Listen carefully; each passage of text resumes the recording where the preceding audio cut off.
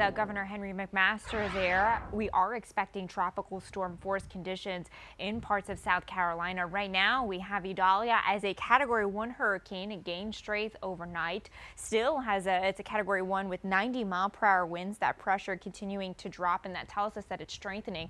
And it's headed straight north at 14 miles per hour as it continues to head towards Florida. We have tropical storm warnings in effect from Charleston down towards Hilton Head. It's a watch for Myrtle Beach. This is where we're expecting tropical storm force winds. A flood watch also in effect Wednesday into Thursday for a lot of the eastern half of the Carolinas here, basically south and east of I-85, including Charlotte, and then areas down towards Charleston, Raleigh, and even the Outer Banks for that flooding rain.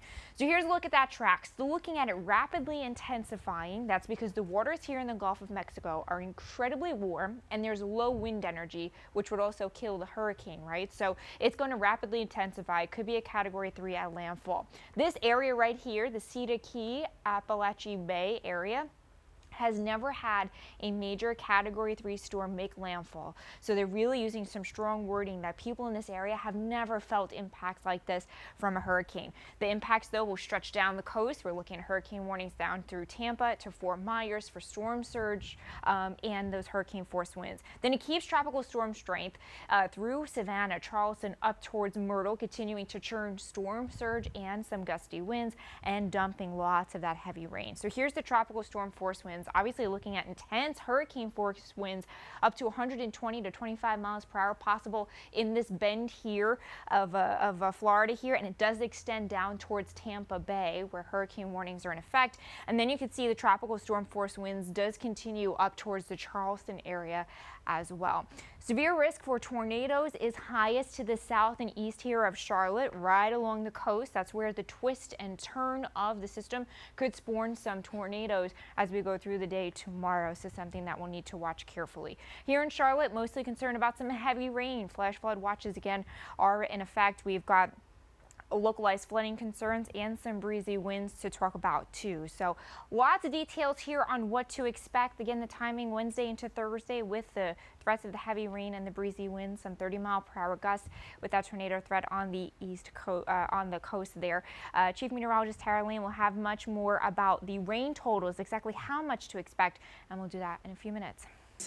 Yeah, it is continuing to gain strength. Now a Category 2 hurricane. That is of the latest update a couple of minutes ago from the National Hurricane Center. That pressure is dropping. It's now down to 972 millibars. That tells us it's gaining strength. The wind speed going up, again gaining strength, 100 miles per hour now. Still moving north at 16 miles per hour, and it's sitting just 195 miles south of Tampa Bay, Florida right now as it heads into that west coast of Florida. Now I wanted to show you this because we've been watching these clouds kind of grow taller in the center, another sign of strengthening, waiting to see a more clear eye. Again, another sign of strengthening, but again, as the pressure drops, wind speed comes up, we'll find some of those signs on satellite. Tropical storm warning in effect from, it looks like now from Myrtle Beach down towards Charleston. So another update there as well. So ignore the watch. Again, continuing to get these updates pretty fluidly here. We have that flood watch for basically the eastern half of North and South Carolina, just south of I-85.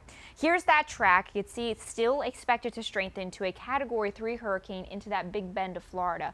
We have not had a major hurricane make landfall here in the Appalachia Bay in that Cedar Key area. So really some staunch warnings, but the warnings continue all the way down towards the Fort Myers area.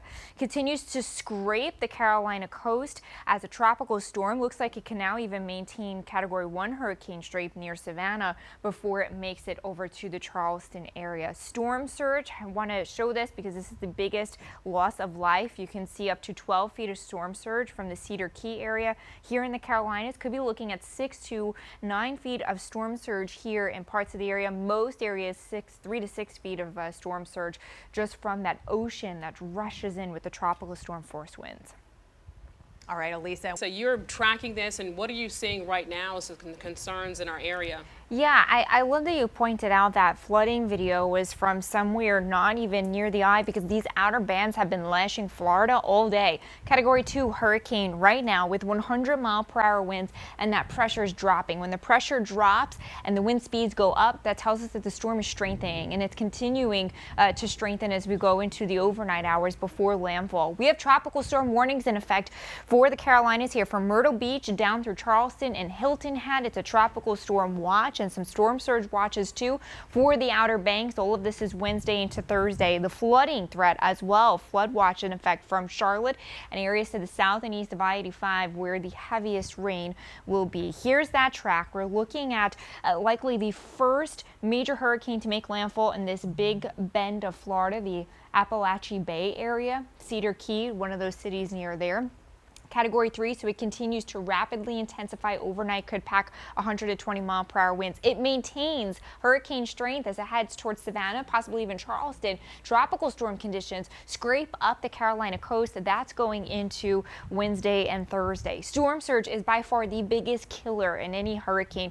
Looking at storm surge up to 12 feet from the Cedar Key area in that Big Bend of Florida, getting down into the Tampa Bay area. Storm surge even in the Carolinas could be hefty. Looking at storm surge possibly up to 4, maybe 6 feet. See those yellows there from Charleston down towards Hilton Head and Savannah as well. So watching for that too.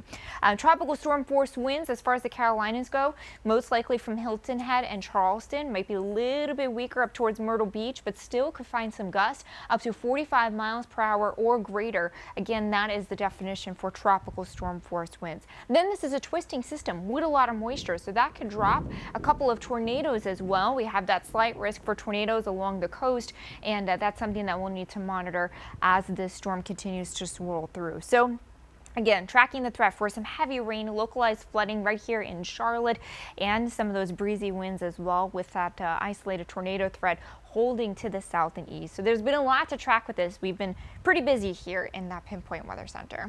And it has intensified overnight. We are looking at a Category 1 hurricane right now with 85-mile-per-hour winds. We have the latest track and impacts here in the Carolinas. That's coming up next. Meteorologist Elisa Raffa is standing by with the latest information and the track of that hurricane and the impacts that we could see in our area. Elisa. Yeah, definitely worried about some of that heavy rain and the coastal impacts for sure. It's a Category 1 hurricane right now with 85-mile-per-hour winds. It's strengthened overnight. It's still sitting about 120 miles south of the coast there of Florida with that pressure dipping. So it's telling us that it is intensifying. We actually have a couple of storms on radar right now. This is not Idalia yet. We do have some of that heavy rain and lightning from Morganton and Boone. All of this is still associated with that stationary front that we've been talking about for the last couple of days. That front is going to steer Idalia into the Carolinas. You can see hurricane warnings already in effect for much of Florida. We actually have tropical storm warnings in effect from Charleston down towards Hilton Head. It's a tropical storm watch up towards Myrtle Beach. Here's that track. You can see we're looking at a Category 3 landfall in that Big Bend of Florida. This is something that they haven't seen since the 1800s as far as a major landfall there. Then it continues to make this turn and continues to track with tropical storm force conditions from the coast of Georgia through South Carolina and then headed up towards the Outer Banks. We have a flood watch in effect also for Chesterfield County. We are expecting the heaviest rain to be mainly south and east of Charlotte, so there is a concern there for some flooding. So obviously lots to talk about here. We've got to talk about the threat for some breezy winds, the heavy rain, and the localized flooding, especially since we've had a lot of that over the last couple of days. So scattered showers and storms today. We've got to talk about Idalia's impacts with the heavy rain and the breezy winds. But if you want to keep up to date with us at home, you've got that Queen City News Pinpoint Weather Alert app. It continues to send you warnings straight to your phone. You can find it in the Apple App Store or on Google Play. The sun is coming up and the satellites are waking up on a strengthening Hurricane Idalia. You can see those clouds just really growing. That eye is forming, and it is now at a Category 1 hurricane, expected to intensify before it hits Florida. We're tracking the latest for you and what to expect here in the Carolinas. That's coming up next. Yeah, we're tracking the tropics with some rain from Idalia moving through. We do have some showers and storms from the mountains and foothills right now with intense lightning. The rest of us are dry with some cool temperatures around 80 degrees. We still have the stationary front that's been parked for the last couple of days. That's what's been giving us the daily storm chances and will steer Idalia into the Carolinas. You can see it sitting just south and west there of Florida right now with all of those hurricane warnings in effect. Right now, it's a Category 1 hurricane with 85-mile-per-hour winds. That pressure is dropping. That shows us that it is intensifying, and it's got winds, the movement is north at 14 miles per hour, so it continues to head north towards Florida. We do have tropical storm warnings in effect for Charleston down towards Hilton Head in South Carolina.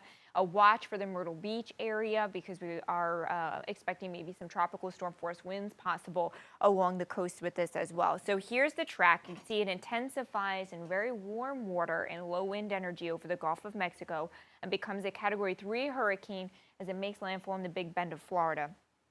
A track like this for a major hurricane has never happened before. The National Weather Service in Tallahassee using strong wording this morning to let people know that they've never experienced something like this in the Cedar Key, Appalachia Bay area there. But the impacts will spread far south down the Gulf Coast, including areas from Tampa down into Fort Myers. Then we're looking at a tropical storm kind of scraping along the Carolina coast through Wednesday and Thursday. So you can see that Category 3 landfall, very wide wind field with impacts outside of the cone.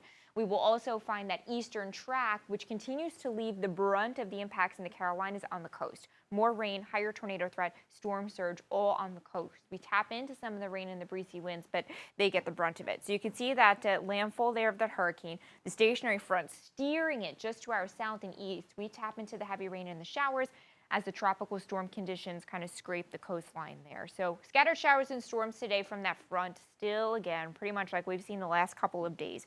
Then we're looking at some of these showers starting to roll in going into late tomorrow into Thursday, where we've got some of that heaviest rain to the south and east from Rockingham down to Cheraw.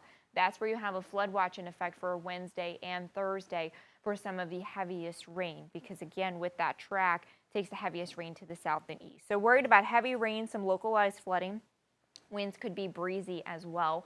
The flooding threat with Idalia is highest along the coast, where some 6 inches of rain is possible. Again, less as we get towards Charlotte, but again, continuing with that flood threat. And it's because of that easterly track. You can see that footprint of the rain takes that huge swath just to the south and east of Charlotte, where some 3 and 4 inch totals are possible from Rockingham into Cheraw, and Charlotte can get an inch or 2. The severe risk, again, also lined along the coast from Wilmington down towards Hilton Head, but we will, even without the severe winds, have some breezy winds gusting up to 30 to 35 miles per hour Wednesday and Thursday. So the timing Wednesday into Thursday with a threat of heavy rain, breezy winds, some 1 to 3 inches of rain could cause some localized flooding, mainly south and east of Charlotte, with some breezy winds, and the risk of tornadoes again confines itself mainly to the coast.